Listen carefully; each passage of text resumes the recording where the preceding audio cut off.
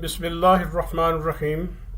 ख्वातीन व हज़रात, आज फिर हम एक रिकैप करेंगे और इसके रिकैप जो पिछला अभी तक हम मदरबोर्ड के हवाले से इसकी कंपोनेंट्स मुख्तलिफ जो हैं वो क्या क्या फंक्शन करते हैं उसका एक तो रिकैप करेंगे। कुछ हम कोशिश करेंगे कि हम आपको ये बता सकें कि इसकी कोऑर्डिनेशन और किस तरह होती है और ये किस तरह सिंक्रोनाइज करता है मुख्तलिफ कंपोनेंट्स को मदरबोर्ड, और ये कनेक्टिविटी के ज़रिए किस तरह इनपुट लेता है, उसकी प्रोसेसिंग करता है सीपीयू के थ्रू, और किस तरह ये आगे डाटा जो है ये ट्रांसफ़र करता है। तो इसमें आप ये तस्वीर देख रहे हैं इस वक्त के, इसमें ये एक सेंटर में केस है और इसके ऊपर पावर सप्लाई है, फिर डीवीडी रोम है जो कि रेड ओनली मेमोरी जिसके हम कहते हैं, फिर मेन बोर्ड है जिसको कि मदर बोर्ड कहते हैं हम, उसके ऊपर सीपीयू है, फिर सीपीयू के साथ उसके ऊपर फैन लगा ताकि उसकी कूलिंग हो सके, वो गर्म नहीं हो। फिर रैम है, ये रैम स्लॉट्स के अंदर लगाई जाती हैं, इसकी जो मेमोरी बताता है कि ये कितनी कंप्यूटर की मेमोरी है। फिर वीजीए कार्ड है जो कि कलर्ड ग्राफिक्स वगैरह को शो करता है। साउंड कार्ड है जो आप ऑडियो आवाज़ आप सुनते हैं या आप रिकॉर्ड करते हैं। हार्ड डिस्क है जो कि स्टोरेज डिवाइस है। और इसी तरह आपका मॉनिटर है जो कि आउटपुट आपका शो करता है, आपको सामने नज़र आ रहा होता है कि आप क्या कर रहे हैं और आपको क्या उसमें नज़र आ रहा है। स्पीकर्स जो हैं ये भी आउटपुट डिवाइसेस हैं। कीबोर्ड है ये इनपुट डिवाइस है, और माउस जो है ये भी इनपुट डिवाइस है। तो ये इसके बाद आप देखेंगे कि मदरबोर्ड की मुख्तलिफ टाइप्स होती हैं इसकी, जिसको कहते हैं कि फॉर्म फैक्टर कि ये कितना चौड़ा होना चाहिए, कितना लंबा होना चाहिए। वो बेसिकली डिपेंड करता है कि आप केस किस टाइप का ले रहे हैं, आप टॉवर ले रहे हैं, आप हॉरिजॉन्टल ले रहे हैं। उसके हिसाब से आपने फैसला करना है कि आपको किस तरह का लेआउट वाला जो है वो मदरबोर्ड चाहिए, कि आप कौन कौन से फीचर्स उसमें ऐड करेंगे ताकि उसका जो साइज़ है आप उसके मुताबिक वो ले सकें। ये स्टैंडर्ड तो ATX है, एडवांस टेक्नोलॉजी एक स्टैंडर्ड मदरबोर्ड है जो कि अवेलेबल होते हैं। इसके अलावा मुख्तलिफ साइज़ में micro ATX, mini ITX, extended ATX, low profile extended, इसी तरह flex ATX motherboard, BTX motherboard, pico BTX, mini STX motherboard, ये सब मैंने जैसे आपको अर्ज किया ना कि आप डिपेंड करता है कि आपके पास कितना स्पेस है। उस केस में आप कुछ छोटा कंप्यूटर बनाना चाहते हैं या आप बड़ा कंप्यूटर बनाना चाहते हैं, आपने उसमें बड़ी एक्सटेंडेड उसमें फंक्शनैलिटीज़ हैं या उसमें कम जो है उसमें फीचर्स हैं, तो उसके हिसाब से आपने डिसाइड करना होता है कि मदरबोर्ड आपने किस टाइप का लेना है। अब इसकी वर्किंग जो मदरबोर्ड की है ये आप स्केच देख रहे हैं कि उसी तरह का स्केच है जैसे आपको शुरू में मैंने बताया था कि ये एक मदरबोर्ड आप इस पर राइट साइड पे देख रहे हैं जिसके ऊपर के सीपीयू सबसे ऊपर नज़र आ रहा है, नॉर्थ ब्रिज है, साउथ ब्रिज है, ये राइट पे मेमोरी है, और उसके बाद बाकी चीज़ें जो ग्राफिक कार्ड्स हैं और सर्किट्स हैं वो दिए हुए हैं। तो ये बेसिकली आप लेफ्ट पे जो तस्वीर है इसमें आप देख रहे हैं कि यहाँ इनपुट डिवाइसेस हैं, जैसे कीबोर्ड है, जैसे माउस है। ये इनपुट डिवाइसेस से आप जो भी काम कहते हैं ना वो सेंट्रल प्रोसेसिंग यूनिट जो है उसको प्रोसेस करता है, और इंस्ट्रक्शन जो है वो सेव होती हैं इसकी मेमोरी में, और उसमें डाटा ट्रांसफ़र होता है, वापस आता है, प्रोसेस होता है। ये सारा कंप्लीट इसका साइकिल चलता है। अल्टीमेटली उसके दो चीज़ें फिर होती हैं जब डाटा प्रोसेस हो जाता है। प्रोसेस डाटा को कहते हैं इंफॉर्मेशन। पहले तो है ना डाटा, रॉ डाटा 3 4 5 6 7 8 10 20 40 आपने उसमें फीड कर दिया या कुछ अल्फाज बोल दिए, वो रॉ फॉर्म में है। उसको ऑर्गेनाइज करना, सीक्वेंस करना, और उसको कहते हैं फिर data has been converted into information. तो वो आउटपुट डिवाइसेस में जिस तरह प्रिंटर है वो प्रिंट कर सकता है और साथ ही उसको स्टोर भी कर लेता है, जो कि सेकेंडरी मेमोरी स्टोरेज है, हार्ड डिस्क है, या मैंने आपको बताया था सॉलिड स्टेट ड्राइव्स हैं। अब इसमें जो स्केच आप देखते हैं ना वर्किंग का, इसमें कंपोनेंट इंटीग्रेशन जो है ना, ये चूंकि सेंट्रल एक हब का काम करता है मदरबोर्ड, तो ये सीपीयू को, रैम को, जीपीयू, एचडीडीज, एसडीडीज और एक्सपेंशन कार्ड्स जो है ना, इनको आपस में इसकी एक्टिविटी को है ना सिंक्रोनाइज करता है, इंटीग्रेट करता है, इसको डाटा कम्युनिकेशन करता है मदरबोर्ड इन्हीं सारी चीज़ों की आपस में। फॉर एग्जांपल सीपीयू और मेन मेमोरी जो है ना, ये थ्रू पार्ट्स, मुख्तलिफ पार्ट्स हैं जिनको बसेस कहते हैं, पेरिफेरल कंपोनेंट इंटरकनेक्ट एक्सप्रेस। ये तसव्वुर आप इस तरह कर लें जिस तरह के एक जगह से इंफॉर्मेशन, फैक्ट्री के मुख्तलिफ यूनिट्स हैं, एक यूनिट से पिक किया कोई सामान तो वो रॉ फॉर्म में है, फिर अगली में थोड़ा क्वालिटी बेहतर हुई, फिर बेहतर हुई, फिर बेहतर हुई, फिर ये प्रोसेस है पूरी कि डाटा फीड करने के बाद एक प्रोसेस से गुजरता है, प्रोसेसर से वो गुजर कर उसका जो है ना अल्टीमेटली एक प्रोडक्ट बनता है, या आपको नजर आने वाली कोई चीज़ जो है वो आपके सामने होती है।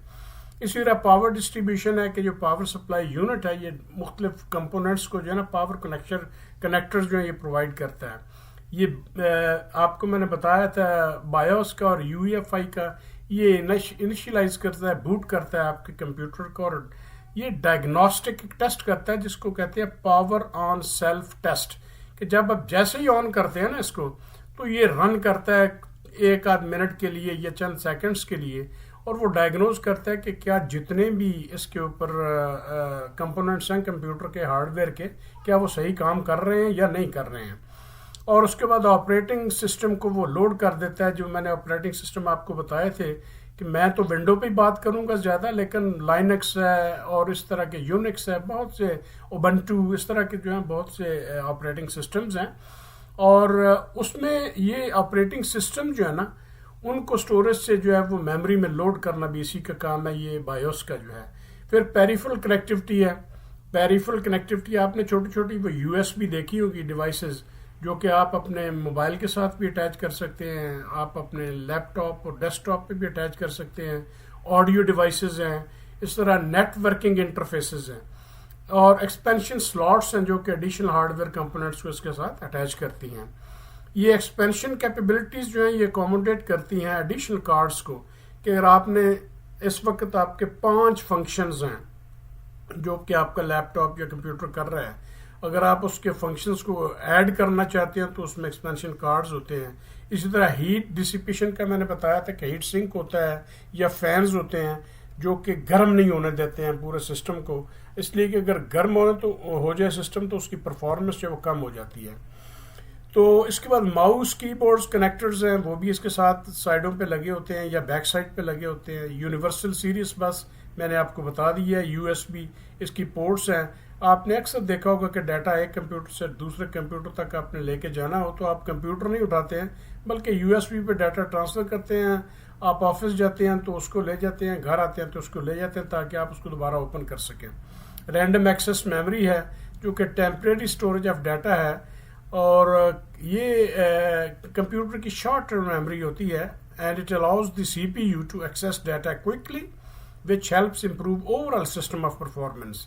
ये रेडी हैंड आप कह लें कि फौरी तौर पर जब इसको सीपीयू को कोई इंफॉर्मेशन चाहता है वो तो उसको डाटा वहाँ से मिल जाता है। इसी तरह सेंट्रल प्रोसेसिंग यूनिट मैंने आपको बताया कि this is a brain of the computer, ये सारे काम यही करता है। बायोस की भी पहले बात कर चुके हैं हम। इसके बाद एडेप्टर कार्ड्स और एक्सपेंशन स्लॉट्स हैं जो कि अलाउ करती हैं मुख्तलिफ कंपोनेंट्स को उसको ऐड करने को मदरबोर्ड के ऊपर। Chipsets, they manage data flow between the RAM, CPU and other peripheral devices, and they help different parts to communicate with each other and work together. एक साथ ये चिपसेट्स होते हैं। ये चिपसेट के ज़हन में बिठा लें कि ये मैंने पहले भी आपको बताया था, छोटी छोटी, बिल्कुल आपने देखा ना आपकी ये सिम होती है, छोटी छोटी चिप्स होती हैं, लेकर इतना डाटा इसमें स्टोर होता है, इतना डाटा स्टोर होता है कि आप हैरान रह जाते हैं कि यार इतनी कमाल की चीज़ है ये।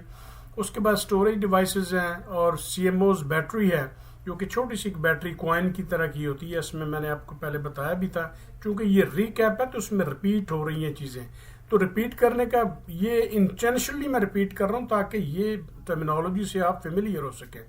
पावर कनेक्टर्स हैं जो कि they supplies power from the computers power supply into the motherboard, it enables the motherboard and its components to operate. अब इसके टॉप 9 फंक्शन जो है ना मदरबोर्ड के, एक तो सेंट्रल हब के तौर पे ये काम करता है कि तमाम कंपोनेंट को आपस में मिला के रखता है। ये दूसरा डाटा ट्रांसफर करता है कि एक से दूसरे, दूसरे से तीसरे, चौथे जो है ना उसकी रॉ फॉर्म डाटा से लेके अल्टीमेट उसकी रिफाइन और प्रोसेसिंग और स्टोरेज तक और आउटपुट तक जिसको डाटा को ट्रांसफर करता है।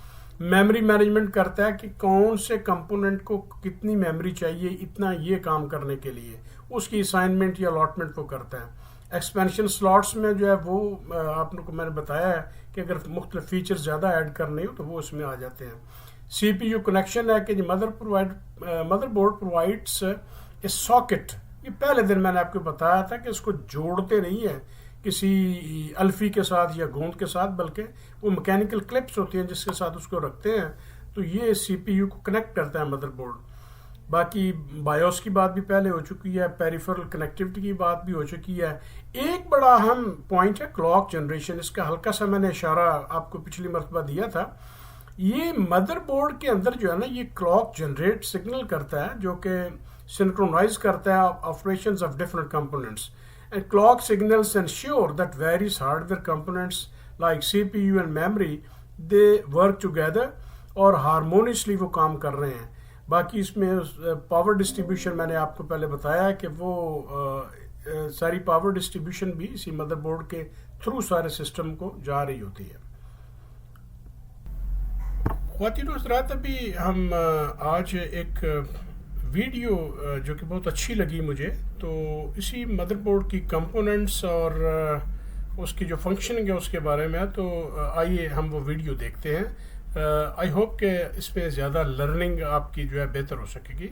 सर्किट बोर्ड भी कहा जाता है, लेकिन इसे मदरबोर्ड ही क्यों बोलते हैं ये भी मैं पहले आपको बताना चाहूंगा। मदरबोर्ड इसीलिए बोलते हैं क्योंकि जैसे कि आप एग्जांपल ले लो, आपके घर में मदर कोऑर्डिनेट करती सभी रिलेशन। ज्यादातर इंडियन फैमिलीज में ऐसा होता है कि अगर बेटे को पिकनिक जाना है तो माँ से बोल देता है मम्मी पापा से कहो ना पैसे देने के लिए, तो फिर ये जो रिलेशन मेंटेन होता है, या मम्मी उतना ही काम नहीं करती, मम्मी अपने सारे रिलेशन को कोऑर्डिनेट करती है। सो वैसे ये घर के सारे मेंबर्स को कोऑर्डिनेट करने वाली मम्मी होती, मदर होती, वैसे ही कंप्यूटर में यहाँ पे सारे डिवाइसेस को कोऑर्डिनेट करने के लिए होता है बोर्ड, उसे हम मदरबोर्ड कहते हैं। वैसे ये सर्किट इसके अंदर बहुत सारे हैं, इसे सर्किट बोर्ड भी कहते हैं, सिस्टम बोर्ड भी कहते हैं, क्योंकि ये सिस्टम की सारी यूनिट्स यहाँ पे एलोकेट करता है। लेकिन ये मदरबोर्ड ये नाम फेमस है, और मदरबोर्ड ये नाम क्यों आ गया ये तो आपको अभी समझ में आया होगा दोस्तों। अब मैं आपको बताऊं कि यहाँ पे मदरबोर्ड के ऊपर जो पार्ट्स रहते हैं अलग अलग, वो कौन कौन से रहते हैं, उसका क्या यूज़ है, कहाँ पे CPU लगता है, कहाँ पे रैम लगती है, और कैसे आप रैम को अटैच कर सकते हैं, सारी चीज़ें यहाँ पे मैं बता रहा हूँ आपको। तो सबसे पहले मैं आपको मदरबोर्ड में ये दिखाऊं कि यहाँ पे एक कुछ आपको स्क्वायर जैसा दिख रहा है, ये है CPU सॉकेट, जहाँ पे हमारा CPU इंस्टॉल होगा। बहुत सारे केसेस में मैं आपको यहाँ पे दूसरा मदरबोर्ड दिखाता हूँ जहाँ पे CPU ऑलरेडी इंस्टॉल है, और इस वो मदरबोर्ड के ऊपर CPU सॉकेट में लगता है, और CPU सॉकेट का लोकेशन कहाँ पे ये मैंने आपको बता दिया। तो आपका जो कंट्रोलर है कंप्यूटर का, जो ब्रेन है, वो भी मदरबोर्ड पे अटैच है। मदरबोर्ड उसे भी अलग अलग डिवाइसेस के साथ कोऑर्डिनेट करता है। ऑफकोर्स ब्रेन अगर डिवाइसेस के साथ कोऑर्डिनेट नहीं हो पाया मदरबोर्ड के जरिए, तो फिर ब्रेन इंस्ट्रक्शन सेंड ही नहीं कर पाएगा, राइट। सो CPU की लोकेशन आपको समझ में आई। अब मैं आपको बताऊं कि CPU के बाजू में ये बड़ा सा, जैसे कभी ये गोल्डन कलर का रहता है, कभी ये सिल्वर कलर का रहता है, अलग अलग कलर के रहते हैं। यहाँ पे ये जो बड़ा सा मेटल दिख रहा है, ये मेटल हीट सिंक मटेरियल है ये, और इसके नीचे है एक ब्रिज, उसे नॉर्थ ब्रिज बोलते हैं। CPU के बाजू में जो होता है वो नॉर्थ ब्रिज होता है, और उसी के आगे आएंगे तो साउथ ब्रिज। ये थोड़े से टेक्निकल टर्म है, साउथ ब्रिज और नॉर्थ ब्रिज, लेकिन नाम तो आपको पहचान के लग रहे हैं ना, वर्ड टू वर्ड। ये ब्रिज भी CPU की तरह ही है, लेकिन एक छोटा सा प्रोसेसर मानो इसे, नीचे एक प्रोसेसिंग की तरह चिप रहता है, उसको कूलिंग करने के लिए ऊपर ये लगाया गया है। लेकिन ये मदरबोर्ड के ऊपर इनबिल्ट रहता है, एक्सटर्नली नहीं लगाया जाता है। CPU एक्सटर्नली लगाया जाता है, माइक्रो प्रोसेसर, याद रखना है। और ये नॉर्थ ब्रिज और साउथ ब्रिज। यहाँ पे मैं आपको बताऊँ कि ये मेमोरी स्लॉट के बारे में डिटेल में, यहाँ पे रैम लगती है, रैंडम एक्सेस मेमोरी, जो कि कंप्यूटर में टेम्पररी मेमोरी रहती है। कंप्यूटर का स्पीड बढ़ाने का काम वो करती है। कंप्यूटर में जो भी डेटा इंस्ट्रक्शन प्रोसेस करना है वो रैम के थ्रू फास्ट प्रोसेस होता है। सिंपल है। रैम में अलग अलग टाइप आते हैं। पुराने रैम अगर देखेंगे तो SD रैम से चालू हुआ था, DDR, DDR2, DDR3, DDR4। अब DDR4 में लेटेस्ट रैम हम यूज़ करते हैं। उसमें भी साइज डिपेंड करता है, 4GB का है, 8GB का है, या 16GB का है। तो फिलहाल मैं आपको बताऊं कि यहाँ पे अगर आप रैम इंस्टॉल करोगे, वो रैम मदरबोर्ड के साथ कोऑर्डिनेट होगी इस मेमोरी स्लॉट की वजह से। मेमोरी स्लॉट समझ में आपको, यहाँ पे रैम लगती है। रैम कैसे लगाते हैं, कैसे निकालते हैं, ये अगर आपको जानना है तो मैं हार्डवेयर की सीरीज जरूर बनाऊंगा आपके लिए। कमेंट सेक्शन में लिख देना कि आप इंटरेस्टेड हो ऐसी चीज़ें सीखने के लिए। आपकी कमेंट हमारे लिए अनमोल है। चलिए आगे बढ़ते हैं। मेमोरी के बारे में मैंने बताया, यहाँ पे ग्राफिक कार्ड लगता है जब आप कोई गेमिंग प्रोसेसर बनाना चाहते हो या फिर आप कोई high graphic and software use कर रहे हैं, जैसे कि ऑटोकैड है जिसमें 3D यूज़ कर रहे हो, 3ds मैक्स है, रेविट है, ऐसे बहुत सारे अलग अलग 3D सॉफ्टवेयर है, 3D गेम्स के सॉफ्टवेयर भी होते हैं। So that time you need to install graphic cards in your computer, और वो इंस्टॉल करना है तो इस मदरबोर्ड के ऊपर पहले से स्लॉट दिया रहता है जहाँ पे आपको ग्राफिक कार्ड लगाना रहता है। ग्राफिक कार्ड कैसे रहता है, ये सामने इमेज आपको दिखाई दे रही है दोस्तों।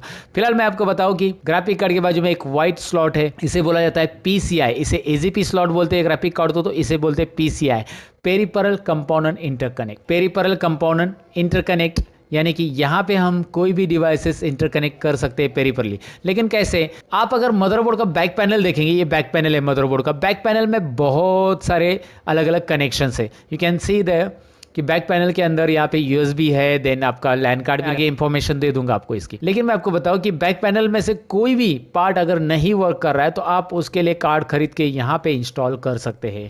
जी हाँ, साउंड कार्ड मिलता है, नेटवर्क इंटरफेस कार्ड मिलता है, NIC कार्ड, या फिर USB कार्ड भी मिलता है, VGA का भी अलग सा कार्ड मिलता है डिस्प्ले के लिए। तो वो यहाँ पे इंस्टॉल करके आप एक्सटर्नली उसे कनेक्ट कर सकते हैं। Peripheral component interconnect, PCI slot. Okay, इतना ही मैं इसके बारे में बताना चाहूँगा। जो स्लॉट दिखाई दे रहे हैं 1 2 और यहाँ पे आपको 2 और दिखाई दे रहे हैं। तो कभी कभी मदरबोर्ड पे 4 रहते हैं, कभी मदरबोर्ड पे 2 रहते हैं, तो इसे SATA स्लॉट बोलते हैं। SATA स्लॉट में हम SATA हार्ड डिस्क कनेक्ट करेंगे या कनेक्ट किया जा सकता है SATA केबल के जरिए। यहाँ पे कोई भी स्लॉट में आप उसे लगा सकते हैं, एक हार्ड डिस्क या DVD राइटर भी आप यहाँ पे कनेक्ट कर सकते हैं। आपका SATA DVD राइटर कनेक्टेड होगा जिससे SATA केबल रहेगी। अगर वो पुराना मदरबोर्ड है तो उसमें SATA नहीं रहता है, ID ही रहता है। आपका मदरबोर्ड पुराना है तो यहाँ पे एक ID का एग्जाम्पल दिया है, integrated drive electronic. Integrated drive electronics में 40 पिंस कनेक्शन था, यहाँ पे SATA उसे रिप्लेस करके 7 पिंस में डेटा टेक केबल बना चुका है। यहाँ पे बहुत बड़ी केबल आती थी पुरानी, जैसे वो बड़ा पट्टा रहता था ना, वैसे आती थी, कुत्ते का गला का पट्टा रहता था ना बड़ा, वैसे यहाँ पे वो केबल आती थी दोस्तों। तो ID तो अभी बंद हो गया फिलहाल, तो ID स्लॉट आपको नए मदरबोर्ड में देखने नहीं मिलेंगे। तो आगे मैं आपको बताऊँ, यहाँ पे आपको कुछ पिंस दिखाई दे रहे हैं, नीडल्स दिखाई दे रहे हैं, इसे हम हेडर्स भी बोल सकते हैं। तो ये जो पिंस है इसमें फ्रंट पैनल रहता है। फ्रंट पैनल जो होता है, आगे आपके स्टार्ट बटन, रिस्टार्ट बटन या फिर हार्ड डिस्क LED या पावर LED, ये चारों का मिलके होता है फ्रंट पैनल। फ्रंट पैनल को कैसे कनेक्ट किया जाता है इसकी इंफॉर्मेशन आपको दी जाएगी, लेकिन इसे फ्रंट पैनल बोलते हैं, जो कि आगे की केबल से यहाँ पे कनेक्ट होती है CPU का फ्रंट पैनल। और CPU के फ्रंट पैनल में जो USB लगते हैं वो यहाँ पे कनेक्ट होते हैं, जो कि आपको यहाँ पे दिखाई दे रहे हैं USB के लिए कनेक्शन से। यहाँ पे USB और ऑडियो ऐसे 2 अलग अलग प्रकार के रहते हैं। अब इसमें ऑडियो कैसे पहचानेंगे और USB कैसे, जहाँ पे आपको 10th नंबर की पिन एम्प्टी दिखती है वो USB रहती है, और जहाँ पे आपको जिस इसमें नीडल्स में या जिस हेडर्स में 9th नंबर की पिन एम्प्टी रहती है वो हेडर्स या उसे उन पिंस को ग्रुप को ऑडियो, फ्रंट ऑडियो बोला जाता है। और फ्रंट USB क्या है मैंने आपको बता दिया। अब आपको यहाँ पे मदरबोर्ड के ऊपर आना है, बैक पैनल तो हम बाद में देखेंगे। यहाँ पे मदरबोर्ड के ऊपर जितने भी डिवाइसेस कनेक्ट होने वाले हैं उन सबको पावर देने का काम मतलब यहाँ पे SMPS के जरिए होता है। कंप्यूटर में फादरबोर्ड नहीं रहता है, लेकिन पावर सप्लाई रहता है, जो पावर देता है उसी को हम फादरबोर्ड बोल सकते हैं। ये मेरा कंसेप्ट है, ऐसा डिफाइन नहीं किया किसी ने, नहीं तो आप बोलोगे यार SMPS है, पावर सप्लाई मतलब फादरबोर्ड। ऐसा नहीं है, कंप्यूटर को पूरा पावर देने वाला यानी फादरबोर्ड हो सकता है। सो आप देख लेना, वो आपको फादरबोर्ड बोल रहा है, बोलिए पावर सप्लाई बोलिए। पावर सप्लाई का यहाँ पे ATX पावर कनेक्टर लगता है, ATX 24 पिन पावर कनेक्टर से यहाँ पे रखता है। और यहाँ पे और एक पिन आपको दिखाई दे रही है जिसका लोकेशन अलग अलग जगह पे रहता है। ये यहाँ पे CPU के बाजू में ये कभी कभी होता है, ये है 12 वोल्ट पावर कनेक्टर यहाँ पे लगता है। 12 वोल्ट पावर कनेक्टर यानी येलो और ब्लैक पिन इसमें लगती है, ब्लैक तो अर्थिंग रहती है, येलो 12 वोल्ट पावर कनेक्टर रहता है। तो ये मैंने आपको बताया पावर सप्लाई मदरबोर्ड पे कहाँ पे SMPS से कैसे आता है, कहाँ पे लगा जाता है। अच्छा, यहाँ पे आपको एक बैटरी दिखाई दे रही है, CMOS बैटरी, जैसे घड़ी का सेल रहता है वैसे ये है। और ये CMOS complementary metal oxide semiconductor इसे बोलते हैं। CMOS बैटरी का काम होता है कि आपके कंप्यूटर में जो मदरबोर्ड है उसमें टाइम जनरेट करेगा। 3 साल तक इसकी वो लाइफ रहती है, उसके बाद आपको रिप्लेस करनी पड़ती है, ये ऑटोमेटिक रिचार्ज होती है वहाँ पे अंदर ही। CMOS complementary metal oxide semiconductor ये जो होता है आपका, जब आप कंप्यूटर स्टार्ट करते हो तो करंट टाइमिंग या करंट डेट बताने के लिए, हमेशा आप कंप्यूटर अभी शट डाउन करोगे जब भी चालू करोगे तो करंट डेट और टाइमिंग आ जाएगी, क्योंकि वो डेट एंड टाइम सेव करता है। CMOS बैटरी के साथ साथ मदरबोर्ड के ऊपर रहता है बायोस। जो कि अलग अलग कंपनी के रहते हैं, EMI बायोस रहता है या अलग अलग कंपनी के होते हैं। बायोस का काम क्या होता है, एक ऐसी चिप रहती है जिसके अंदर मदरबोर्ड के पूरे ड्राइवर स्टोर रहते हैं। जी हाँ, मदरबोर्ड को चलाने के लिए ड्राइवर तो चाहिए। मदरबोर्ड को कीबोर्ड डायरेक्ट कनेक्ट कर सकते हैं, माउस डायरेक्ट कनेक्ट कर सकते हैं। तो कीबोर्ड माउस डायरेक्ट चालू होता है, उसके लिए कोई ड्राइवर हम इंस्टॉल नहीं करते। तो वो मदरबोर्ड में रोम में रहते हैं, बायोस में रहते हैं। बायोस को रोम भी बोला जाता है, रीड ओनली मेमोरी, जिसका मेमोरी कभी इरेज नहीं किया जाता। रैम में रैंडमली एक्सेस मेमोरी होता है जो इरेज होता रहता है, क्योंकि वहाँ पे मेमोरी टेम्पररी स्टोर रहती है रैम के अंदर, लेकिन रोम के अंदर परमानेंट स्टोर होती है। याद रखना, ये बायोस है। इसके बारे में आपको पता चला होगा, बायोस के बारे में, बेसिक इनपुट आउटपुट सिस्टम, याद रखना फुल फॉर्म उसका, क्योंकि उसमें बेसिक इनपुट आउटपुट सिस्टम के सारे ड्राइवर्स रहते हैं। वो आपको डायरेक्टली कंप्यूटर चालू करने के बाद कीबोर्ड माउस कनेक्ट होने से पता चल जाते हैं। तो यहाँ पे बाकी के जो अलग अलग इलेक्ट्रॉनिक डिवाइस है, इसमें कैपेसिटर्स वगैरह आते हैं, ये इलेक्ट्रॉनिक डिवाइस है and it coordinates all the device. उसके लिए ज़रूरी रहता है, उसको आपको हाथ नहीं लगाना है। उसके बाद CPU फैन कहाँ पे कनेक्ट किया जाता है, उसके लिए यहाँ पे CPU फैन कनेक्ट करने के लिए हेडर्स रहते हैं। ये जो मैं आपको दिखा रहा हूँ, ये CPU फैन के कनेक्शन के हेडर्स है। ओके, अब मुझे आपको बैक पैनल की तरफ लेके जाना है, और ये तो मैंने मदरबोर्ड के पूरे पार्ट्स के बारे में बता दिया। बैक पैनल के बारे में अभी मुझे बताना है, तो मैं यहाँ पे लेके आता हूँ back panel. Now you can see back panel. यहाँ पे सबसे ऊपर पहले आपको दिखाई दे रहा है, लेफ्ट साइड में कीबोर्ड कनेक्शन PS2 का है, राइट साइड में माउस कनेक्शन। PS2 के कीबोर्ड और माउस लगते हैं। PS2 पिन स्क्रीन पे आपको दिखाई दे रही है। इसे थोड़ा सा लगाने के लिए ध्यान से लगाना है, नहीं तो इसकी पिन टेढ़ी हो गई तो फिर आपको सीधी करनी पड़ेगी। कभी कभी ये टूट भी जाती है, सो फिर डिफ़िकल्टी तैयार होती है। तो इसीलिए इसे ध्यान से लगाना पड़ता है। लेकिन PS2 अभी बहुत कम हो गया, क्योंकि अभी USB फास्ट आ चुका है। तो USB कीबोर्ड और माउस मिलते हैं, और यहाँ पे USB कनेक्शन आपको दिखाई दे रहा है, जिसमें आप keyboard mouse pen drive USB के सारे डिवाइसेस लगा सकते हैं। यहाँ तक स्कैनर, प्रिंटर, सारे USB से कनेक्टेड है आजकल, तो आप वहाँ पे लगा सकते हैं। तो यहाँ पे आगे मैं बताऊँ कि ये जो है, इसे COM1 बोलते हैं। ये नए मदरबोर्ड में आपको नहीं देखने मिलेगा। COM1 यानी इस पोर्ट को सीरियल पोर्ट बोला जाता है, और राइट साइड में पैरेलल पोर्ट। ये बड़े बड़े प्रिंटर या प्लॉटर कनेक्ट करने के लिए पुराने ज़माने में यूज़ किया जाता था। लेकिन अभी ये प्लॉटर या जो पैरेलल पोर्ट है, प्लॉटर कनेक्ट करने के लिए, या सीरियल पोर्ट है, ये अभी नए वाले मदरबोर्ड में आपको देखने नहीं मिलेगा, क्योंकि USB कनेक्शंस उसकी जगह रिप्लेस हो चुका है। USB काफ़ी स्पीड से आपका डेटा ट्रांसफर करता है डिवाइसेस के पास। उसके नीचे ये जो दिखाई दे रहा है आपको 15 पिन का, ये VG है, जहाँ पे आपका मॉनिटर का वायर लगने वाला है। VG video graphic adapter. तो जब भी आपको मॉनिटर कनेक्ट करना है, तो आपकी मॉनिटर की पिन यहाँ पे लगने वाली दोस्तों। तो VGA के बारे में मैंने बताया। USB तो आपको पता है, यहाँ पे आपको लगाना है, आपके PC के अंदर इंटरनेट कनेक्ट करना है, तो उसका लैन कनेक्शंस का ये है, मतलब ये इंटरनल NIC कार्ड है। मदरबोर्ड के ऊपर नेटवर्क इंटरफेस कार्ड इसे बोलते हैं, इसमें हम अपना इंटरनेट का वायर लगा सकते हैं। And finally here you can find out the speaker and all. तो यहाँ पे आपका साउंड सिस्टम लगता है, मिडल में आपका हेडफोन वगैरह लगता है, और यहाँ पे आपका माइक वगैरह लगता है, ये एम्पलीफायर वगैरह के लिए। सो ये है कंप्लीट मदरबोर्ड की इंफॉर्मेशन दोस्तों। मैंने कोशिश की है मदरबोर्ड के हर एक पार्ट्स की जानकारी देने की। तो ख्वातीन व हज़रात, ये आज की एक्सप्लेनेशन थी, वीलॉग था, कि आपने कुछ डाटा मैंने जो रिकैप किया, और कुछ ये आपकी खिदमत में मैंने एक वीडियो पेश की जो कि बड़ी सादा सिंपल ज़ुबान में है, और मुझे उम्मीद है कि आपने इससे बहुत कुछ सीखा होगा। तो चलिए, इंशाल्लाह अगली वीलॉग के लिए हम तैयार रहते हैं। तो आप काइंडली जुड़े रहिए वीलॉग के साथ। इंशाल्लाह हम सीखेंगे भी और सिखाएंगे भी। अस्सलाम वालेकुम रहमतुल्लाहि व बरकातुहू।